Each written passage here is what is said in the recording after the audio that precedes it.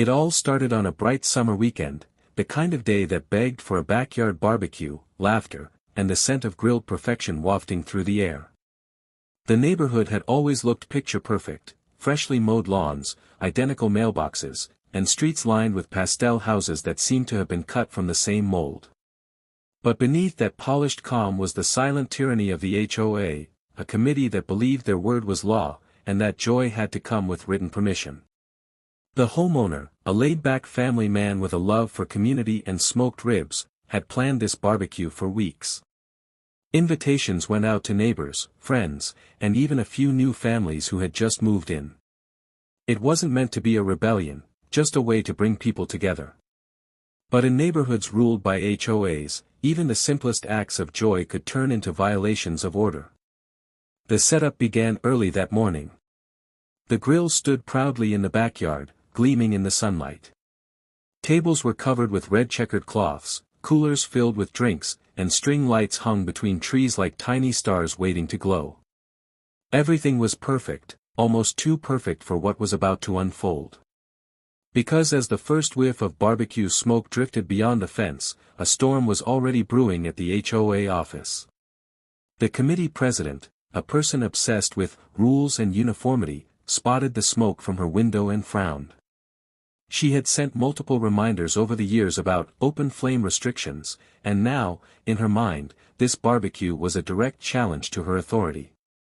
As the music began to play softly and neighbors started arriving, laughter filled the air. Kids ran through sprinklers, the smell of grilled meat thickened, and it felt like a real community for once, not a gated kingdom of silent compliance. But not everyone appreciated that. It began with the first email. A formal notice of violation, citing unauthorized outdoor cooking equipment and excessive noise levels. Then came the phone call. Then another. But the host didn't see any of it at first. He was too busy serving burgers and shaking hands. The HOA wasn't satisfied with warnings. Within an hour, the president herself marched down the street, clipboard in hand, her shoes clacking like a metronome of disapproval.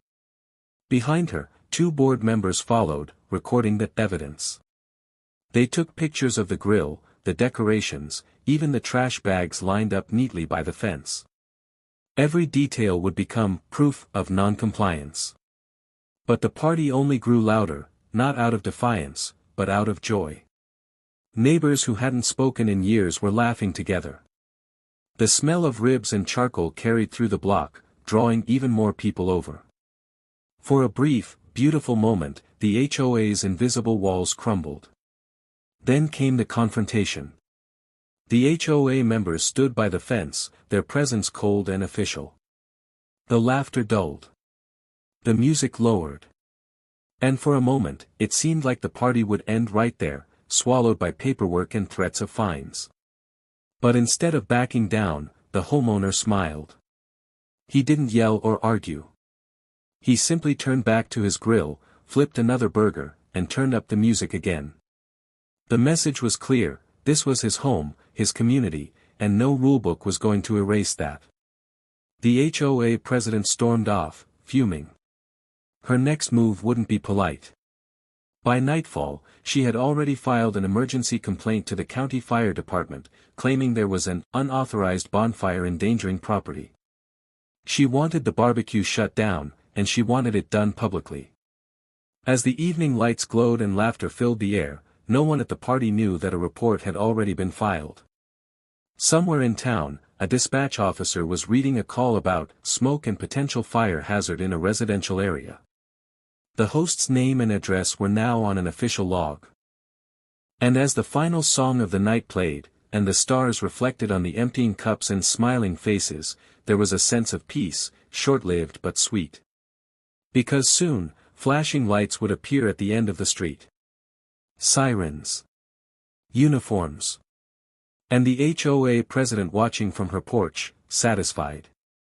But what she didn't know was that this shutdown would spark something much bigger, a movement that would turn the neighborhood upside down and leave the HOA regretting every decision they made. The flashing lights reflected off the white picket fences, painting the neighborhood in streaks of red and blue. The sound of radios crackling and car doors slamming shattered the calm night. Guests froze mid-laugh, holding plates and cups in their hands as uniformed officers approached the yard. The smell of grilled food mixed with tension in the air, heavy and uneasy. The homeowner walked forward, calm but confused, wiping his hands on a towel. He hadn't done anything wrong, at least, not in his mind. He'd checked the county's website before hosting the barbecue. Propane grills were allowed, and noise limits didn't apply until much later in the night. This was his property. His right. But someone wanted to make an example out of him. From across the street, the HOA president watched from her porch, arms crossed, lips pursed in satisfaction. The flashing lights were, to her, a symbol of control, proof that the HOA still ruled the neighborhood. She'd called it a dangerous fire hazard, but in truth, it was personal. The homeowner's barbecue had challenged her sense of authority, and she couldn't stand to lose face. The officers, realizing quickly that the so-called emergency was nothing more than a peaceful backyard party, softened their approach. They spoke briefly to the homeowner, inspected the grill, then turned toward the HOA representatives who had followed them there with clipboards and smug expressions. The exchange was quiet, but the body language said everything. The HOA had wasted everyone's time. Still, the embarrassment didn't stop them. The next morning, an official HOA letter appeared taped to the homeowner's door. In bold letters, it cited multiple violations, improper use of outdoor equipment, unapproved decorations, and, unbelievably, creating an environment of non-compliance. Beneath it was a fine. A big one. Word spread fast. Neighbors whispered. Some were amused. Others were nervous. Everyone had seen the flashing lights last night. The HOA had turned a harmless barbecue into a public spectacle. And yet, the more they tried to shame the host, the more sympathy he gained. People began stopping by to thank him for standing up to the nonsense. Some even brought over leftover dishes from the barbecue, as if to quietly say, "We're with you." But the HOA wasn't done. They called for an emergency board meeting that weekend, announcing that the homeowner's behavior would be reviewed. Flyers were slipped under doors. Emails went out. They wanted to set a precedent, to make sure no one else dared to challenge their rules again. The homeowner attended the meeting, not because he had to, but because he wanted to face them head-on. The meeting was held in the clubhouse, a spotless, overly air-conditioned room that smelled faintly of disinfectant and fake authority. The board sat behind a long table, papers stacked neatly before them. The HOA president led the discussion, her tone cold and polished. She listed his infractions, one by one, reading them like courtroom charges. Unauthorized event. Public disturbance. Refusal to comply. The words rolled off her tongue like weapons meant to intimidate. The homeowner listened quietly, hands folded, face unreadable. When she finally finished, he simply asked for one thing, a copy of the HOA bylaws. It was a simple request, but it sent a ripple through the room. Because buried deep in those bylaws were inconsistencies, loopholes and contradictions that the HOA rarely expected anyone to read. Most homeowners just paid their dues and stayed silent. But not him. Over the next few days, he pored over every page, line by line. He discovered that the HOA had overstepped its authority more times than anyone realized. Many of their rules weren't even enforceable under county regulations. And the best part? His barbecue, the one they tried to shut down, was technically allowed. The morning sun rose quietly over the neighborhood, but the air carried a tension that even the birds seemed to notice. Mailboxes clicked open one by one as neighbors collected their mail, and saw it. A plain white envelope from the County Housing Authority, addressed to every homeowner in the HOA's jurisdiction. Inside was a notice, a summary of an official investigation, and a verdict that would shake the entire neighborhood. The county had ruled in the homeowner's favor. Every citation, every fine, every warning issued over the barbecue had been found invalid. The HOA had not only misused their authority, but had violated multiple clauses in their own charter. Their so-called fire hazard claims. False. The noise complaint. Unfounded. And worst of all for the board, their emergency calls to local law enforcement were deemed an abuse of municipal resources. The letter also mentioned that a further review of the HOA's management practices would begin immediately, due to numerous resident complaints. In short, the very organization that had tried to punish one man for hosting a barbecue was now under investigation themselves. Word spread like wildfire. Neighbors gathered in small groups, whispering, laughing, celebrating quietly. For years, people had lived under the HOA's thumb, afraid of petty fines, arbitrary warnings, and the endless stream of control. But now, someone had stood up. And won. The homeowner didn't gloat. He didn't throw insults or make speeches. Instead, he did something far more powerful. He announced another barbecue. This time, he made sure everyone was invited, including the HOA board. Flyers appeared in mailboxes and online community chats. The message was simple: community barbecue, no rules. Just neighbors. The day arrived, and it felt like the neighborhood had transformed overnight. Lawns that once looked identical now showed personality: flags, flowers, hammocks. People smiled again. Tables lined the street, each family bringing something to share. Kids drew chalk art on the sidewalk. Music floated gently in the background, the kind that made people feel alive. And at the center of it all was the same grill that had started the entire conflict. The homeowner stood by it, flipping burgers with the same calm confidence as before, except this time, he wasn't alone.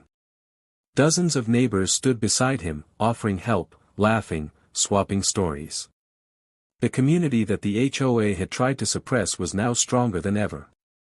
Across the street, the HOA president watched from her porch, her clipboard gone. For the first time, she seemed small, not the ruler of the neighborhood, but just another resident watching what real community looked like. She had tried to control people through fear, and in doing so, had lost their respect completely. The investigation deepened over the next few weeks. Financial irregularities surfaced: misused funds, undocumented expenses, favoritism in enforcement. Several board members resigned quietly. The president was removed from her position. The HOA, once a symbol of control, was forced to restructure under county oversight. It wasn't dramatic or explosive, it was poetic. The same way smoke slowly drifts away after a fire, the old ways of the HOA faded, replaced by something better. New board members were elected, regular people who cared about the neighborhood, not about power. Rules were rewritten with fairness in mind. Fines were reduced. Community events were encouraged. The homeowner became a quiet legend, not because he wanted attention, but because he reminded everyone what it meant to stand up for yourself and your neighbors. His story spread beyond the neighborhood.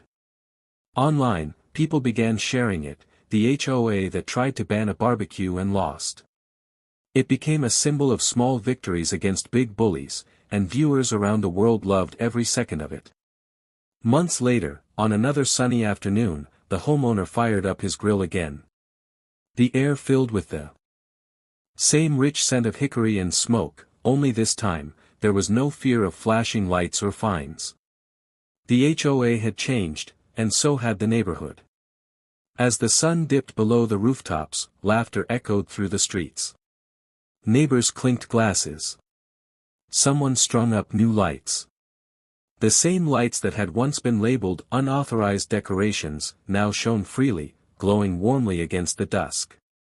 The homeowner looked around, families smiling, kids playing, music humming, and realized that sometimes, the simplest acts of defiance could build something beautiful. His little backyard barbecue had done what no meeting or policy ever could: it brought people together. And as the night settled, the scent of smoke drifted lazily into the sky, not a symbol of rebellion anymore, but of freedom, community, and quiet victory. The HOA had tried to extinguish the flame. Instead, they fueled it.